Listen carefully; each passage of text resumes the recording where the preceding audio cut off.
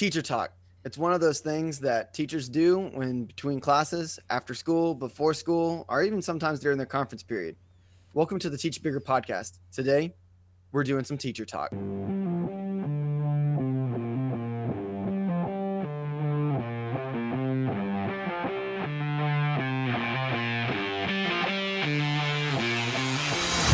Welcome to the Teach Bigger podcast. I'm Chris Pratt.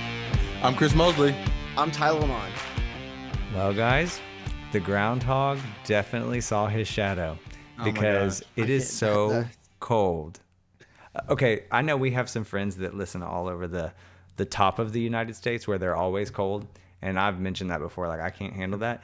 But we're in Texas. Right, and we are not doing well right now. We're not, because let me tell you something. I looked on the Weather Channel app, and our temperature only is one number. Really? One number. Why? Like, I need the temperature to be higher than my children's ages. We're not doing well. I can't do this. It's too cold. We shut it down. We're shut down. They said there's going to be some snow. Mass emails from the district. In preparation for the upcoming weather, we have decided to have no school on this day and that day for safety precautions. So I'm sure all of our friends in the north, they're just going to school like normal. But yeah, right. It is. Yeah. We don't do ice. It's crazy when it gets to 255 degrees Kelvin. Like, that's cold, you know? Oh my God. Look, so here's what was so funny is at my school, we're supposed to be prepared for remote learning at any time because COVID could shut us down at any time. Now that fortunately has not happened at all in Texas. And, most schools in Texas are kind of going back to normal in a lot of ways. I mean, there are still kids doing remote and stuff, but the majority is kind of getting back into the swing of normal life. But it was crazy to watch administrators and teachers scurry all day on Friday as we were preparing for this weekend because we knew that this winter storm was coming. And they're like, make sure everybody's got a Chromebook. Make sure we can do virtual learning. And I'm like, weren't we supposed to be ready to do that anyways? So we can what, quote unquote, pivot to virtual learning. We had to pivot. So anyways, it was pandemonium. But nevertheless, we are here in our homes and we are warm. And I'm glad. Okay, just on that whole pivot thing real quick. I was in a faculty meeting at 6:45 in the morning, just so you know, because that's when we decided to do our faculty meetings. And I did a tally marker how many times they said toolbox. Oh, 7 That's times. 7 times in a 15-minute meeting. Now, I will give it to them. They did everything we needed to do in 15 minutes, which I'm proud of them for doing. But in 15 minutes, they managed to put the word toolbox in there 7 times. That's good. That's a lot of tools. It's a lot of tools and there's a lot of boxes. Well, speaking of toolboxes, I was going to say. Hopefully today you can stick this in your back pocket. That's really this is not a tool type of day, but let me just start. I have I am a very optimistic person. This year my admin, we say yes and get it done. We've been doing it for the most part. We're rolling with the punches, rolling with the COVID cases, rolling with everything that happens, But I'm at a point where I'm just virtualed out. And here, let me tell you about it, because, I consider myself a pretty good educator. At least I think I am. At least what I say to people anyway. Right. So our virtual schedule is Monday and Wednesday. Okay. And what does that mean, it's, Monday and Wednesday? That those are the days of the week. I know that. No, so they only come on Monday and Wednesday. So they have the schedule worked out where like English, they have their stuff on Tuesday, and they just have it split up. Fine arts, their days are Monday and Wednesday. So you teach your subject. So you teach your subject to virtual kids on Monday and Wednesday. Is that what you're saying? Yeah. They'll zoom into your class. Gotcha. Okay.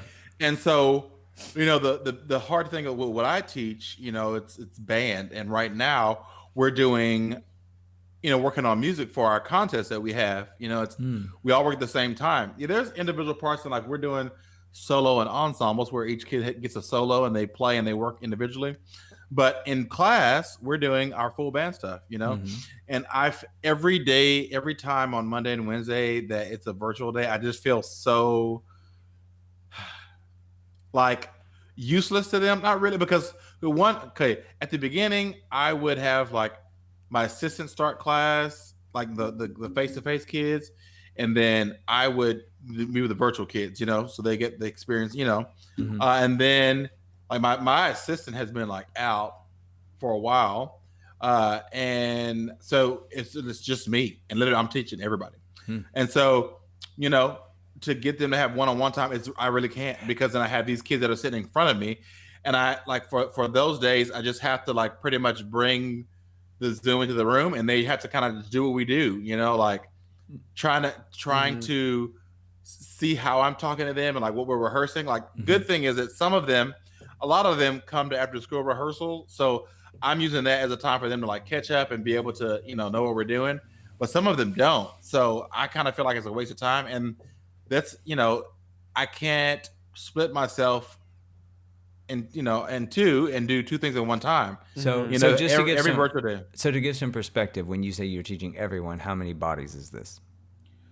I'm teaching everyone virtual except color guard. I don't teach them. Yeah, no. I'm teaching over 200 kids. Okay, just for the listener. Yeah, so that because what are you teaching? 50 kids? I mean, so 200. 3 kids. No, I'm teaching the whole program that's virtual and in person.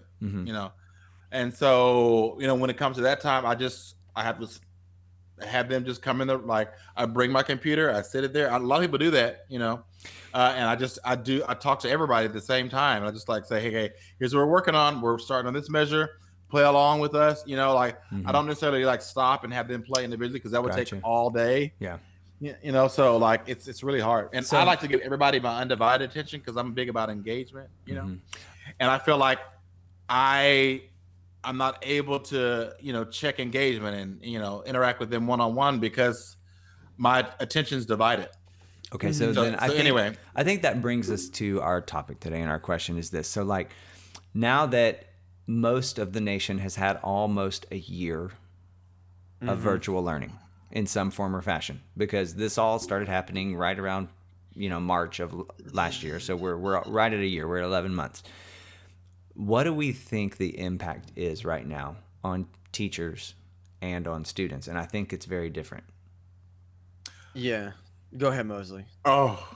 I feel like I'm talking again. Okay, so on students, I feel like the students that were drug along by their teachers has made them lazier, and is showing them. And for teachers, it's created like a sense of, one, we're all tired, but it shows too that I think it's adding more to what we're doing.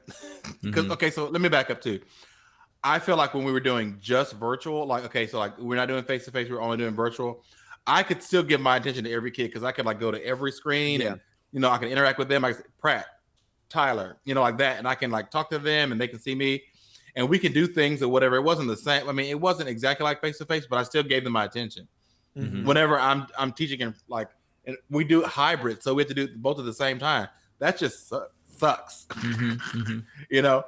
because I can't look at the 30 kids online and go through every person, and then look at the 30-something kids in front of me and try to do it at the same time. Right. So now that hybrid model is failing. The hybrid model is failing. And so I think I asked some of my students, and they said some of the teachers just like pretty much ignores the other class, the face-to-face kids, or like give them an assignment, let them work on stuff while they're doing the Zoom. And so they're working, and then they're Zooming, So I can't do that, because our class is not like give them a worksheet. Yeah. You know what I'm saying?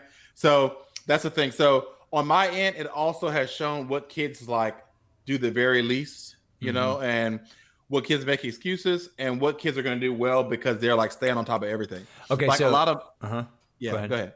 No, I was gonna say, okay, so you kind of have like, I guess you could say 3 kinds of kids. You've got these kids that they are the kids that excel, no matter if they're remote or face to face. And so for those kids, those go-getters, like your, for lack of a better thing, your top 10 percenters, or whatever, what do you see happening to those kids as a result of virtual learning? If they're in quarantine or whatever, and they are only virtual learning, what's the impact? A couple of things I've seen. A lot of them have still been on it. Like they turn their assignments, they come to after school rehearsals, and they stay on top of it. The ones that are allowed to come to after school rehearsal, even the ones that their parents don't want them to come, they're still pretty much stay on top of it.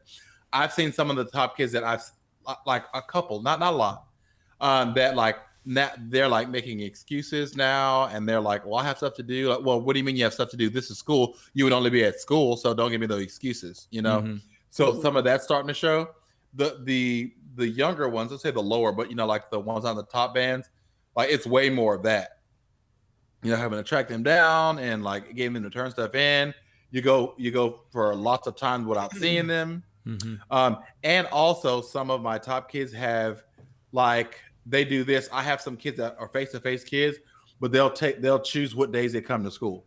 So like some of them will come on Monday, then they won't come on Tuesday or Wednesday, and they'll come on Thursday. Yeah, they do that. That doesn't even make any sense to me. And they'll just have to check in virtually, and they can still be kind of present. So like we did stuff like that before Christmas. I've never had pretty much the same class face-to-face every day.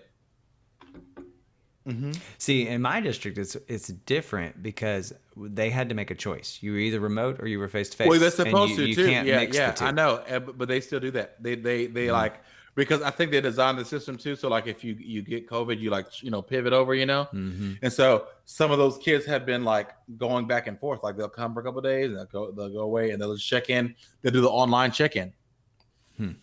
That's how my district was before, like the last semester is, and they didn't really advertise it that you just didn't have to come to school, you could just check in and come in virtually. But teachers, as teachers do, they told the students, don't ever tell the students your plan, dang it. And so then that was a big issue, is that students just would wake up, log in, and then go back to sleep. Yeah. Well, I had a lot of homework to catch up on. So I just stayed home. That's what they say. Okay, so I just stayed home today. So let's ask this question. How do you think this is impacting in light of the recent announcement in Texas? And that's what we can speak to right now. And I would be curious from our listeners in other states, has this decision been made for you? But in Texas, it was, unless they change it, it was stated that students who are doing fully remote learning are not required to take the state standardized test.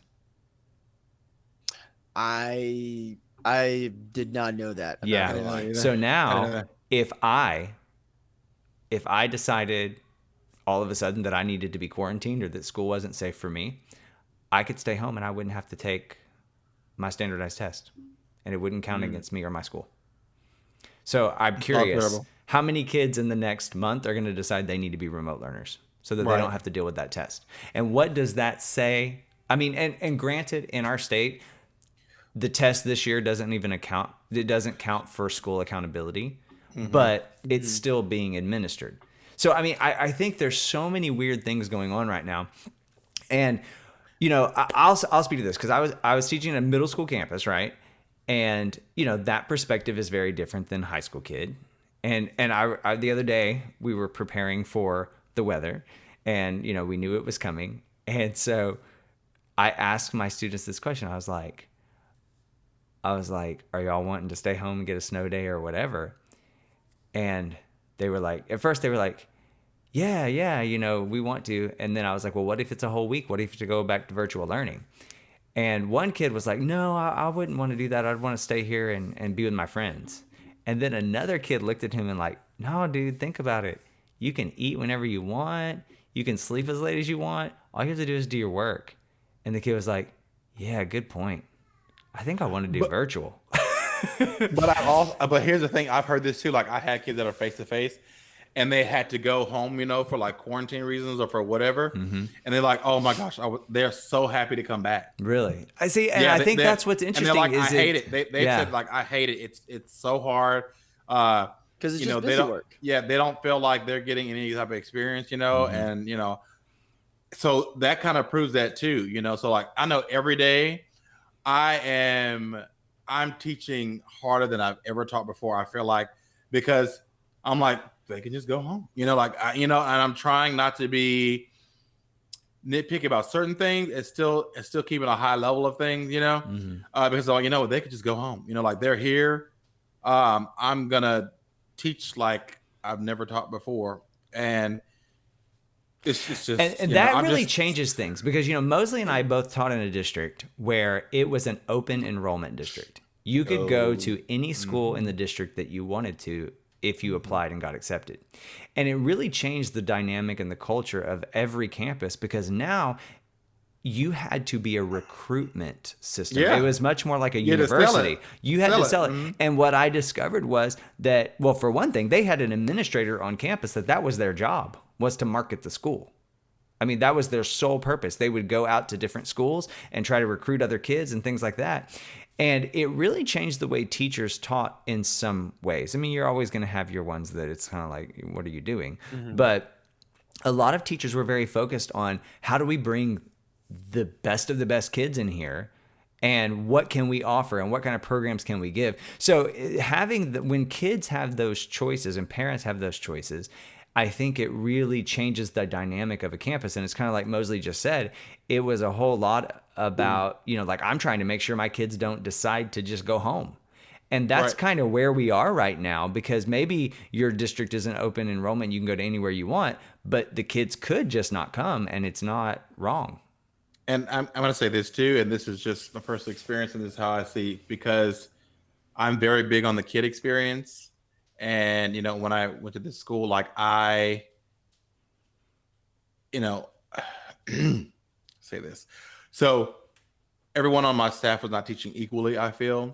And I know that the kids, they need to have a great experience. And so I made some changes on the responsibilities, because I knew I just looked at the kids when they were in the environment, when I had another staff person in front of them, and they just hated it. And I was like, I got to change that, because they can just, like, either one, do something else at the school, or two, stay, switch to virtual learning. So that's another reason that I've been teaching everybody, because I don't want them to have another option, another reason not to be able to be in my program and to come to school.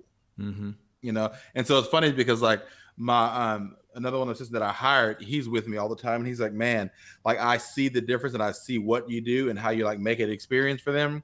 And like at the end of the day, he said, I see how like it drains you. I do, because they could go home, or they could just do underwater basket weaving or choir or whatever, and then we won't have them. So anyway, I think the big thing that we need to look at, and I think I've said this in past podcasts, where virtual, like doing because online school is not new. I mean, there's been online school for a long time, but it just was never 100%. You know what I mean? You can get your master's online and things of that nature.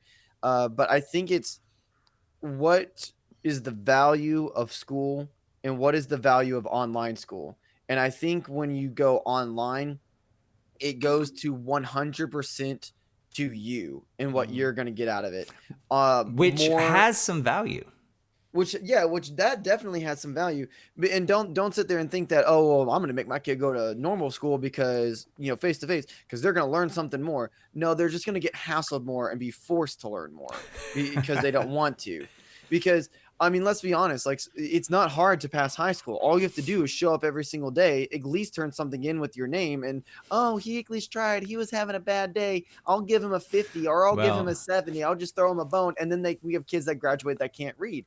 What's the difference between that and doing virtual, and they're not even signing on? The fact that you don't have a face to the name, that you're just passing?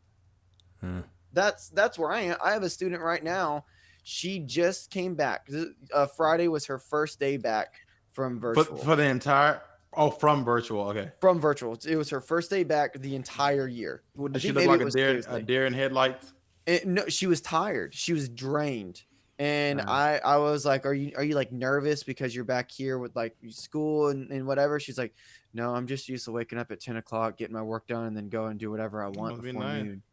And I was just sitting there thinking like, yeah, it must be nice. Like, and I was like, yeah, no, I get it, blah, blah. You know, I was trying to like get her to go around, and she sat there and she did all of her work and she did it really, really well. And I was just sitting here thinking like, what other values? Like, she clearly was doing things on her own at home that was extracurricular or whatever.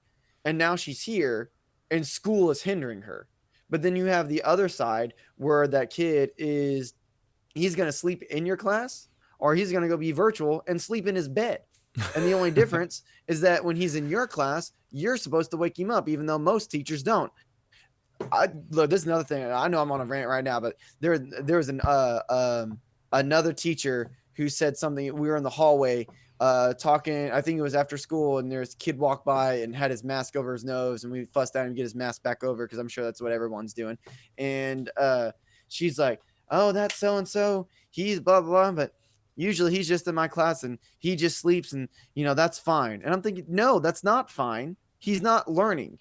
If he's going to be here sleeping, one, that's quietly defiant. He found a way where he can't disrupt your class. He's going to stay out of your hair, and in return, you're going to stay out of his hair. And then no learning took place. So what's the difference between him sleeping in your class or him being remote and not doing it? The only difference is that you have a face to put with the name, and you're going to feel bad and be like, well, you know, he's an okay kid, or he's getting, you know, this, blah, blah, blah. Like, there's no sense to fail him in art class. There's no sense to fail him in this. Well, yes, there is a sense in doing it because he didn't do anything. You know, the teacher should have woke him up. And teacher should have woke him up. So my thing is this: we have two people right here in front of us, and I know I just went all over the place, but okay. to kind of bring it all back, we have two people in front of us right now. We have Chris Mosley, who went to grad school in person, and we have Chris Pratt, who went to school virtually. And one of them is clearly smarter. Right, yeah, exactly. Well, both of them value education. And Mosley went back and he had, you would say, a very amazing life-changing experience because you got to be in person with your professors, correct? Right. Yes, life-changing experience. No, okay. It changed not everything about me, but it changed how I think, how I present myself, like, you know, how I handle different things. Because it was like music too. And let me ask this, because it was more of like an apprenticeship, right? Like you were studying with someone who was a master at what they were doing, and you were basically learning to emulate them. Yeah, and it was a lot, and I learned a lot from non-instructional, maybe like non-intentional moments too. So like, I was with him a lot. I saw how he interacted with things. I listened. I saw how he responded. I saw how he taught his classes. You know, I saw how kids responded to him. I sat in his classes. You know, conversations that we had, interactions that we had real time. Like I did something, he told me what to do differently, and like I got a chance to be in front of ensembles and like feel the pressure of real time. Do it right now. If you don't do it right now, then it's not going to happen. And so then I had to raise the level of what I did, because it was like, no, wait and turn this in later. It's like, no, do it right now. So you have to think a different level and raise how I respond.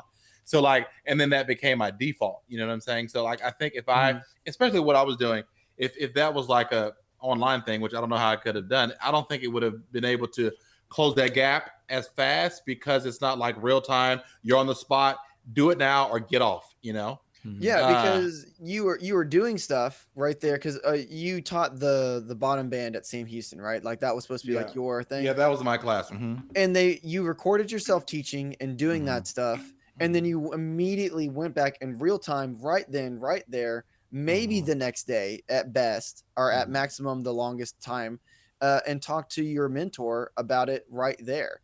And like when I did their bands, like the top band, so like if I would do something, he would say something immediately in front of the band, would come up on the stage and say something, you know? So it was like, oh, this is happening right now. And it was like the people that I was teaching and my teacher at the same time.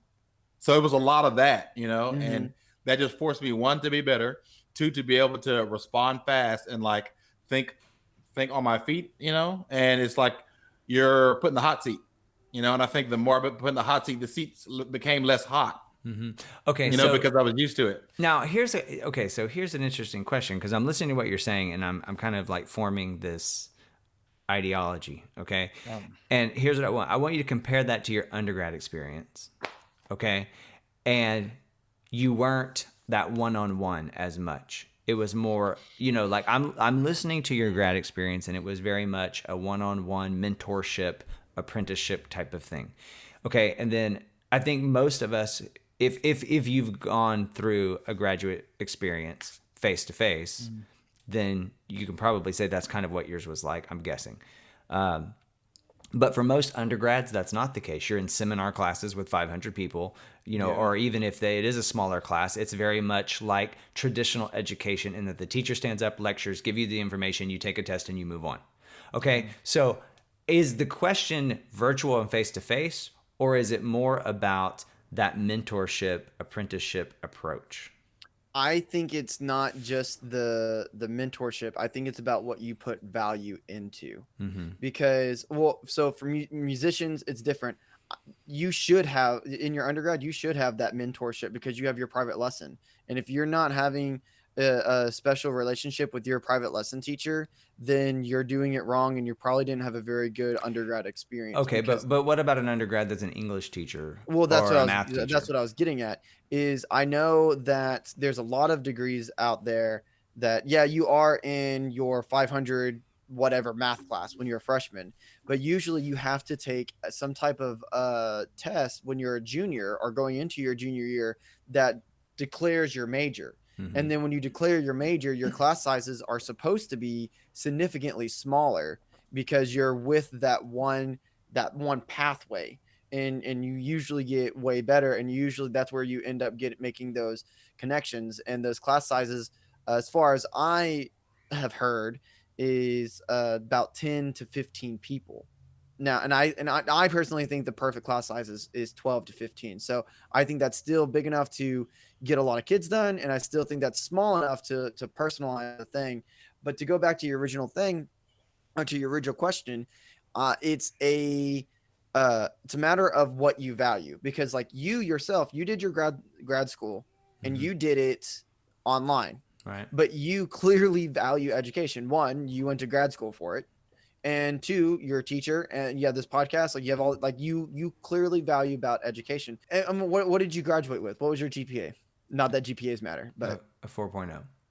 Well, there you go. And I know that that's kind of common for a lot of people who are in grad school to graduate with an extremely high GPA. And that's because they value their education, because they've already been through high school, or maybe they didn't value it, and then they went through college, where I'm starting to think that a lot of people in their undergrad aren't valuing their education. They're just doing it so that way they can get into the workforce, which is extremely valuable in its own right, because that's ultimately that's what matters. Is if you're trying to learn something, and your ultimate goal isn't to try to like benefit your life or somebody else's life with it, then I don't really know exactly what you're trying to do.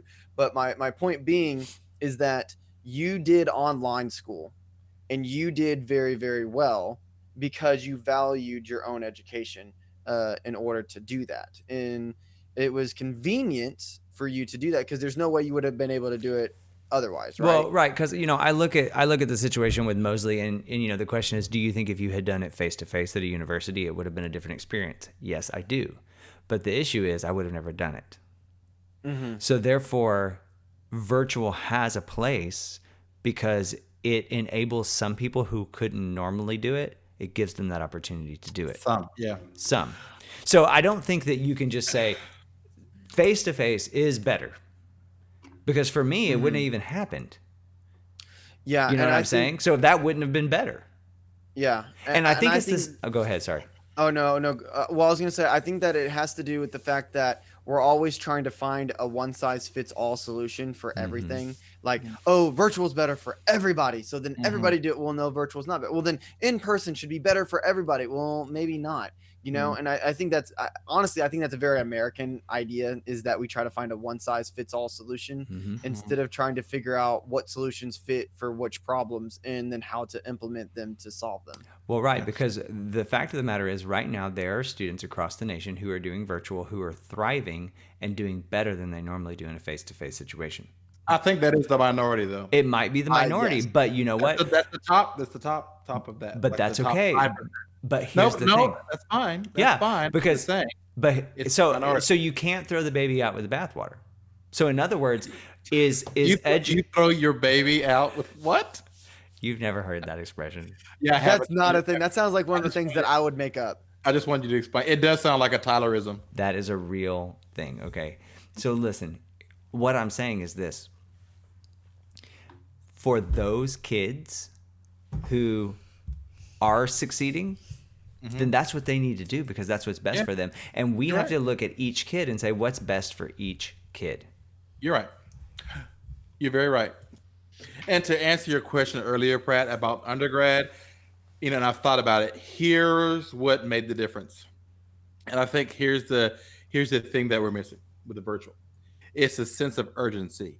In undergrad, I didn't know how much I had to learn to be able to be successful as a teacher. So there was no urgency to learn as much as I could, not to be on the spot, and to put myself in those experiences where it will make me stronger. I wasn't in the hot seat as much, one, because it was way more people in my cohort, I guess, that's it. Whenever, I went to grad school, I was a teacher already. I knew I only had 2 years to get as much information as possible and how I needed to impress and be brilliant, And so I had that short amount of time. So I knew that, and I knew what I had to fill in the gap, So it was on me, and the urgency happened because every single day I was put in the hot seat, and it was like, you got to get good. You got to get good now. The thing I think that's missing with the virtual students is that they don't have the sense of urgency because they have so much time to finish things. You like when you're face to face, like the teacher gives you the sense of urgency. The first thing I do, like when we get into class, I'm like, hey, we don't have a lot of time. Here's what we got to do. Even if we have 4 months, I'm like, hey, I try to put that picture in their face so they because they don't really have an idea how much time we have on whatever you do. So I always put the sense of urgency in them. When you're virtual, you don't have an awareness of time. You're not put in the hot seat. And I don't think that pushes you and changes you as much as a face-to-face environment. That's why I think my grad experience was way better. Okay. Yeah. Okay. So so the answer to your question, Pratt, is urgency. I think that there's a lot to say that because so I attended a junior college before I went to my university. So I was still semi young and fresh out of high school, so I didn't know what it was like on a university. And I remember thinking very similar to what Moses was just talking about. I was like, I only have 2 years here, and then I have to go to a university. I can't stay here any longer than 2 years. And I can only imagine how much harder and everything it's going to be at a university and all of this stuff. And in order to finish my degree, I felt that little bit of sense of urgency. And I definitely took my studying way more serious when I was at a junior college than when I went to university. And then you had to get accepted too, right? You have to get accepted too. Yeah. So you're like, hey, I got to get it together. I have to do well in every single class, because if I don't, then after I get out of this, I'm gonna have to go work at somewhere else, All right. Yeah. So I think here's really what we're saying, and I want to try to put some language to it. Okay. It is one of our, for lack of a better term, one of our teach bigger principles. Okay, and it's one of the things we always allude to, we always talk about, and it's one of our fundamental beliefs with our organization is this: that culture is more important than content. And at the end of the day, it doesn't matter what the content is. If a kid has a culture that's been instilled in them that they want to learn, they want to pursue goals, they want to pursue knowledge, they have a genuine desire to be educated, to get information, then it doesn't matter if they're face-to-face or virtual, they're going to get the information. Mosley had a great experience in a face-to-face environment, but it wasn't because he sat back and was made to do it. It's because he had a culture instilled in him that wanted the knowledge. And, once you're an adult, that's a little different because it's kind of tied to money. Like, I'm going to get a job. It's my profession. It's my career or whatever, you know? And when you're a kid, it's a little bit harder to see that. But at the end of the day, the reason that I was successful in a virtual environment in my master's program, it wasn't because anybody was on top of me. It was because I have a culture within myself that has been taught to me since I was a kid to work hard and to give everything you have and to pursue knowledge. And for our kids right now that are in virtual environments, they're probably being successful if they have a culture to learn and to want knowledge. And the ones who are not, they're also not in a face-to-face environment being successful because it's not their culture. And I personally believe that it is way more important as public educators or private educators when we're in a setting where we oversee students, that we are using every opportunity and we are using our content to build culture and a culture for lifelong learners rather than a culture that says you have to know this information and take this test. And it is so easy because of standardized testing and because of expectations and because of all the things that we have to do as teachers that we forget that we're building culture in kids that's going to produce a life of learning for them rather than just making sure that they get the job done. Now, I would like to just say that one of the reasons you also were well in there isn't just the culture, but it's also because you had to. Mm-hmm. You were getting your master's because there was a potential job opening that was going to present itself. And Right. the only way you were going to be a candidate, even for a choice for it, is if you had your master's. That's true. That's true. And but you only had X amount of time to get that done. But- so I will say that it was, That was urgency. It But was let urgency. me tell you something else though. I could have gotten my master's with a 2.5 or a 2.0 and graduated and nobody would have batted an eyelash about it. Right. But I have a different mentality about the power of information. right. Yeah. So Yeah. I think it was a combination of the culture Right. and the urgency. And so here's something I noticed too. There's, I think, especially for the teachers that they put culture first, you know, like I had kids that they were, you know, virtual and they just terrible at it. And they come back and they get back on board because they are back into the culture of, you know, doing stuff. 'Cause you are who you are because around. I think, because like it just changed their environment. And if your classroom is a classroom of like where we're all doing this together and, you know, you're working hard, blah, blah, blah, they get back into that. And you don't even have to tell them, like, put your finger in their face. It's what we do. This is how we we function here. So they function better in that environment, you know? And so I've seen that, especially from the kids in the lower bands, like they do terribly whenever they're at home because they don't have internal culture built. They don't have like internal motivation really. But when they come back, they do okay because, and you don't have to like put your finger in their face necessarily. It's just because they're in the environment, you know, and that helps out so much. And I think that is the indicator of the culture that you've built. Okay, so it's kind of like this. Whenever you're doing face-to-face instruction, right? And you know, let's say you've been teaching from September all the way to February, okay? And you've built a culture in your classroom. The kids, they know what to do. They enjoy learning. They enjoy your class, whatever the case. Then let's say you're gone for 1 or 2 or 3 days or a week, and there's a sub in there. But the learning doesn't stop, and you've left the assignment, and the kids actually progress and move forward. And that's because the culture that you've built. Whereas another teacher may not have built the culture and the sub comes and it's pandemonium, right? And I think we're seeing that same thing in the virtual environment. For kids who have a culture that's been instilled in them, virtual may not be what they want, or maybe it is. Maybe it's convenient, maybe it's not, but the culture is there. And really, that's what we see with teachers too. I think that the connection between us, that analogy you made with the sub is exactly right, because you're assuming subs are actually teaching. No. Now, I firmly believe in unicorns. I believe in dragons. I believe in justice. I believe in that stuff. So I believe that there are subs out there that actually do teach, and when you're gone. But let me tell you what, I've seen when subs go into classrooms and they're literally on their phones the entire time, and I am just shocked. And Really? kids are Really? yeah, yes. Oh, I'm shocked. I'm more than shocked. But really, no, the subs are literally just sitting there chilling, doing absolutely nothing, not even monitoring behavior. And and the kids are doing nothing. No wonder kids think that's a free day when you're gone, because there's no one there to uphold any type of standard. So now think about this. Virtual learning is the ultimate substitute, because you're not there 24/7. All it is because all substitute does is hand out work and take it in at the end of the day. All your virtual, like your Canvas or whatever, all they're doing is handing out your work and accepting it when it's due. You're right. It's the ultimate sub. Yeah. And I'm ready to fire this up. Right. Can I say that? And you know what I mean? Okay. Right. Well, and I always tell the kids, you know what? I'm done with this. I'm sick of y'all. I'm going to virtual next week, and they all just laugh. Right. I mean, so see how would that work if I'm virtual? You know, some of y'all, and I look at them. You know, when y'all come in and out. You know, what if I did that? Would things function? They wouldn't function. So just think about that. You know, I'm gonna show up on the TV next week. You know, and they just kind of look at me like I'm serious. You know, so if you can be here, be here. Whatever. Anyway, I'm quitting. I'm done. I'm over all of it. I'm gonna go work somewhere on a beach. I'm gonna be like a lifeguard. I don't know. I don't know. Someone who sets up the chairs at the beach. Yeah.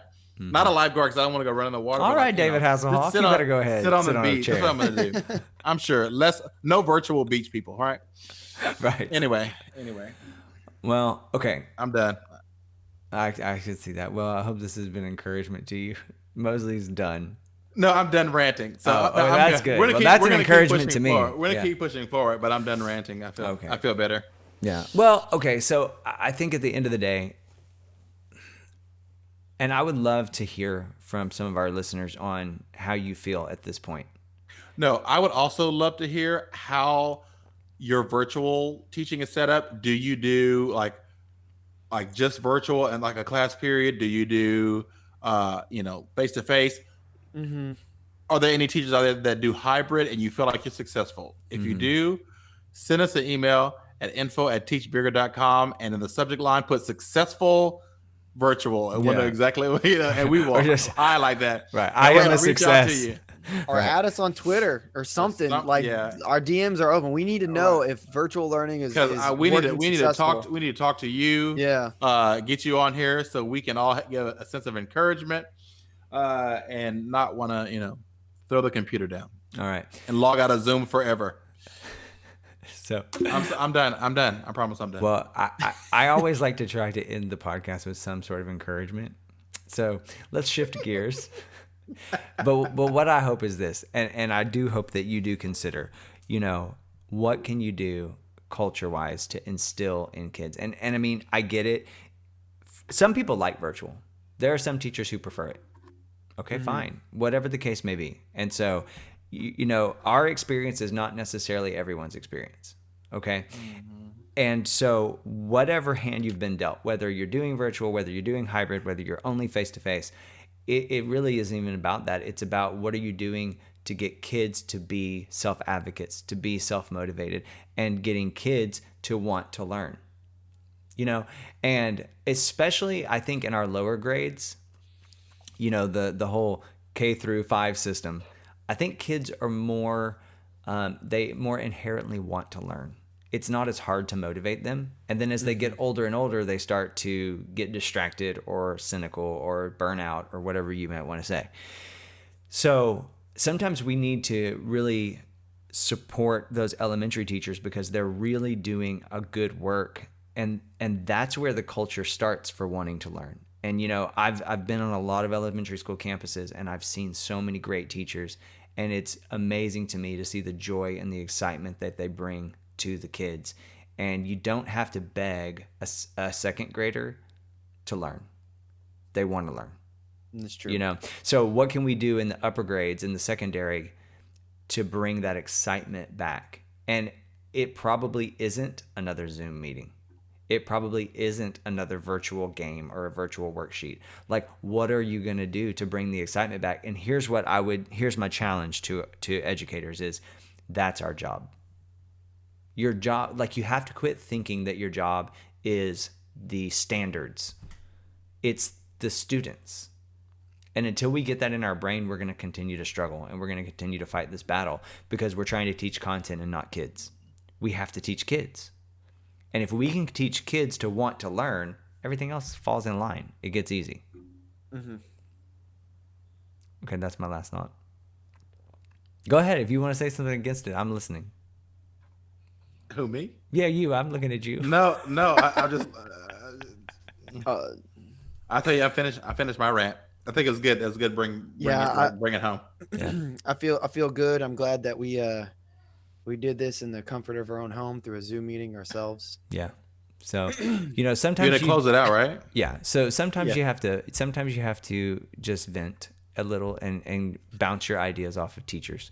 And that's teacher talk. Teacher talk. Come on in. Everybody has a different perspective and a different experience. And what we have to be careful to do is not let ourselves get discouraged, because our job's important and we have to keep moving forward. And so sometimes you have to take a moment to say, okay, what are the issues at hand? And then you have to turn around and say, okay, now what are the solutions? Okay. So Go virtual. No, I encourage you, really start thinking about your culture in your classroom. And, we've had several podcasts where we've discussed culture. I would encourage you to go back and listen to some of those. If you're new to the podcast, welcome.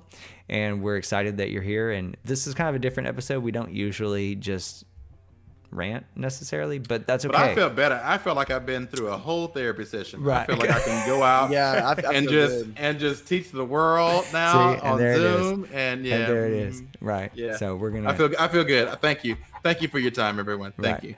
So, anyways, well, welcome. Signing off. If you are new, we'd encourage you to go back and check out some of our earlier podcasts and get a feel for what we're doing. But if you're listening, we want to make sure you subscribe to the podcast. That way you get notified every time we do a new episode. We generally put out an episode every Monday. For this season, we're doing once per week. In the past, we've done twice per week, but there's some new things coming your way that we're getting ready to roll out. And so we're kind of clearing our schedules up in phases. We're going to roll it out in phases. Yes. We've had to pivot. And we had an episode about the our pet peeves of things that teachers say. So be careful of that one. But anyway, so we're just looking forward to you getting on board and joining our community at Teach Bigger. You can find us at teachbigger.com. Also, you can email us at info@teachbigger.com. And then lastly, we are on Twitter and we are on Instagram. If you want some Teach Bigger merch, if you go to our website, you could get yourself some cool stickers or some cool spiral notebooks to write in, journals. You can even get some clothes. So if you just want to represent, we would love you to. So check those things out. Got any parting words, guys? It's not bad to vent. That's all I got. Say yes and get it done. Say yes and get it done. So working hard for great perhaps. Last word, summer's still coming soon. Hashtag almost summer's at the end of the tunnel. So anyways, actually spring break's coming up before then. So there you go. We've almost there. Not long enough. So anyways, well, we encourage you. We hope you have a great week. Whatever's going on this week, maybe you're doing snow days, maybe you're doing virtual, maybe you're just doing it normal. But hang in there, do your best, and really, we can do it together. Yeah, and build that culture in your classroom. So we'll see you again next week.